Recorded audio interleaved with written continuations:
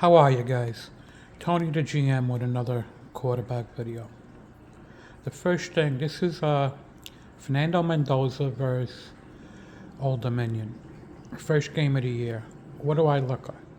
The first thing I look at is level of competition and level of support. Indiana was a playoff team last year. The coach is phenomenal. They have great offensive line. They ran for who knows how many yards in this game, close to 300 probably. He's in a perfect situation. Now here's the thing, it's his first game.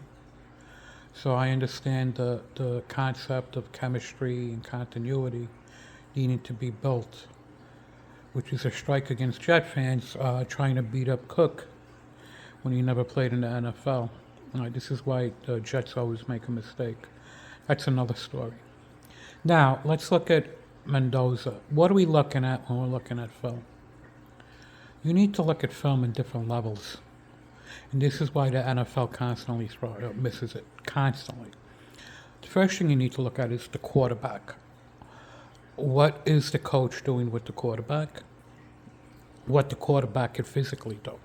Okay? Now, my issue is we don't do that. We look at highlights, we look at statistics. I saw old rating systems. I just read a couple about how to evaluate a quarterback. If you're looking for beautiful throwing mechanics and you're happy with that, you're never going to get a quarterback. Okay? There's so much that goes into the position. Now, the first thing you have to do is draft the right quarterback. How do you do that? Okay. You need to compare the quarterbacks first off. They're all in different situations, and nobody looks at this, okay? I learned it from Sam Darnold in New York.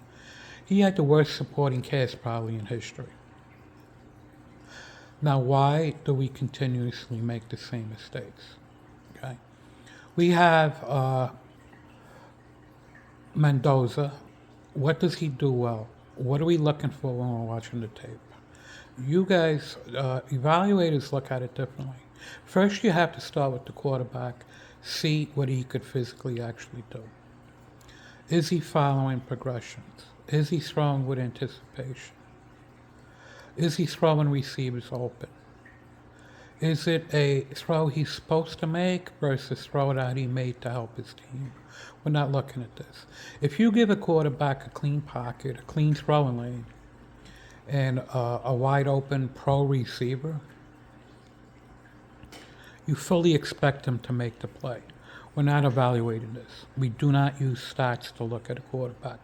You don't see the difference between throwing a dump off like Sanders did 2 weeks ago, where the running back takes it 60 yards for the touchdown. If you don't see the difference between that and an absolute dart into the end zone from 35 yards away, throwing a receiver open, you shouldn't be talking about the quarterback position. Now, as I said, I look at it totally different. Now let's start here. Look at every play. Remember the chemistry continuity part of it. Look at what they're doing with them. Think to yourself, could Sawyer Robertson do this? Could Simpson do this? Could Aller do this while you're doing this? Okay? This is where you differentiate your quarterbacks. Clean throwing lane, timing out. Okay, clean pocket, clean throwing lane, anticipation out. I spoke about this already with him. First off, Allen Robertson automatically make this throw. Okay, we need to look at every play and see what is different compared to other quarterbacks. And this is why you do not use statistics. You don't look at certain highlight films to see something that happened maybe once on his film to prove that, he could do it consistently. Okay? You need to see consistency in everything. You also need to see what the coach is doing with him. If the coach is fine with this, you can't blame it on the quarterback. But you can't draft them that high because you can't see everything else. That's why the NFL misses constantly. You draft what you see. If you draft him in the right position, if you take him late in the first, his possibility of success is a lot better than if he's drafted high. Obviously, he gets the money, but there's a, you got to look at the future success of the quarterback. Okay. Everything the same. We're looking at the same play. Anticipation out, the ball was out. Standard college play. Okay, roll out. What happened? Consistency. The play's always dead. He had nobody there, okay? But the play is consistently dead if his first read is missed. Okay. Let's go back a little, guys. He's staring, nobody there. He's running. Okay. Look at this. That's a pick and a pros. This is why the anticipation out is the weakest throw to look at when evaluating the quarterback. If you think they're not going to try to take this away when they know he's great at it, okay, same thing, a comebacker. Anticipation, that wasn't, but another one. You're looking at the same thing, guys, over and over and over. Clean pocket, wide open receiver with separation. Stare, stare, stare. Okay, nice throw. He has clean throwing lane, pro receiver. Or not a pro receiver, that was Cooper Jr. Okay. The ball placement wasn't that great, though. Let's go. Looking at the same thing. What happened there? Same exact situation. Now, here's my issue with him. He doesn't have plus NFL on talent. Okay? If you have to use the majority of what you have to get a ball where it's going, you can't do what other quarterbacks could do who have genuine arm talent. Okay? Now, let's see this again. Comebacker, he has enough. Everything looks the same, guys. Clean, clean, everything's clean. Clean throwing lane, clean everything. That's not draftable.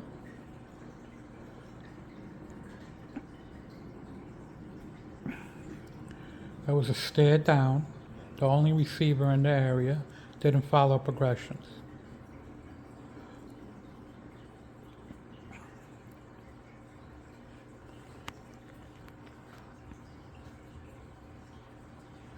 Again, why did he miss that?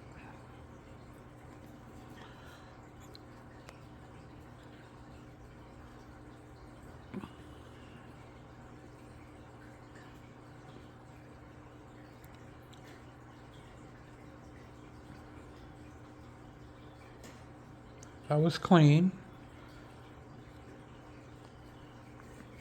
It's a combination of both. Not perfect ball placement and the receiver not stopping. That's a chemistry miss. Okay. Now, deep ball, miss. Again, look at the consistency. Does he have them? It's a tough throw. Okay. He's off lane totally.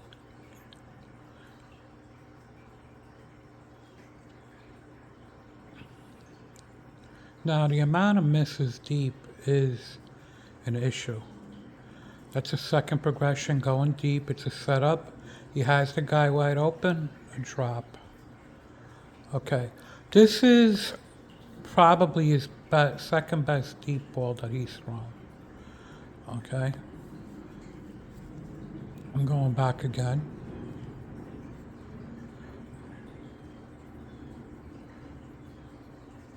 Look how he takes him a little bit out of lane.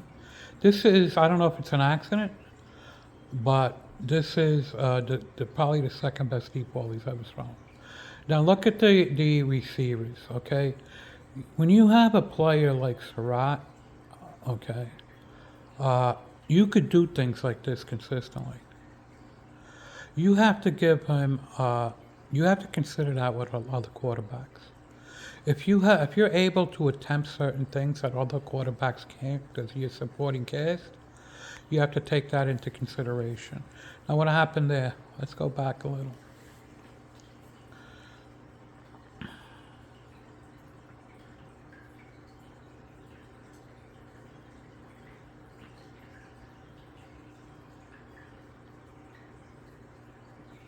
First guy covered.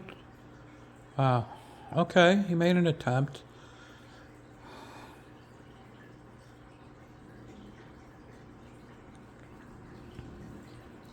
Now you gotta, continuously consider the fact that this is his first game playing. That should have never been thrown. Was he hit? Yeah. Okay. You should have never made that attempt. Never. You had absolutely no chance to hit that play. And this is what you have to look at, okay? Some quarterbacks just go to their progression no matter what, okay? Hit, not hit, trying to make a great throw. There is no way, okay? If his arm isn't hit, there is no way he's hitting this throw. None whatsoever, okay? With that, especially with that locked. Again, stare down. That's another pick in the pros, guys. You're not looking at it. You're not looking at it, okay? He's not following progressions at a high level. When the first play breaks down, it's the same thing. Clean lane, clean throwing lane, and protection. Everything's there. There's a lot of things missing. A lot of things that you could develop, because when you get quality at something, like throwing quality anticipation outs, you could work on all this stuff. Now, he's obviously a hard-working kid. Okay, they set up, a lot of this is Signetti, is the coach. A lot of what they do positively is the coach. Again, deep ball, throwing hard, not a chance. Is that a chemistry issue, or is that a bad decision? Is that a miss? This is what you got to look at. This is definitely what you have to look at when you're looking at the quarterback. Why did he miss that? What happened during the play? You only look at the outcome. That's a second progression. Deep, throwing hard, not on the same page. That's not tipped. Yeah, that's on him. It could be a communication issue. That's the first thing that we saw towards the middle of the field, guys. Okay, clean slant. This is what you have to watch. He's not attacking the middle of the field. Okay, now again, going deep. That's a catch. He's just throwing it up there. That was underthrown also. That's an underthrown pass that had a chance to go, not for a touchdown, but he should have had more yards on that play. You have to look at everything. What's going to cost you? That's not really going over the field, the center of the field. That was stationary. Everything's clean. Everything. You don't see stationary. You don't see outs, deeper crosses. You're not seeing a lot of anything. Okay, post. You're not seeing consistency. Corners. You saw one slant, one short slant. This is what he does. Again, NFL competition is going to eat this up. Okay.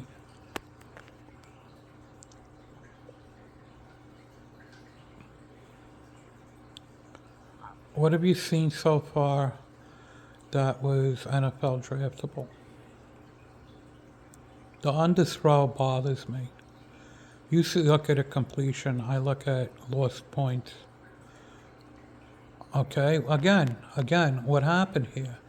He has a wide open receiver. This is all over Sawyer Robertson and Alice tape, everything. Okay, why did he constantly misses deep? The throw is not the proper throw. He needed more air under that throw. Again, a slant, tight window. Why is it a miss?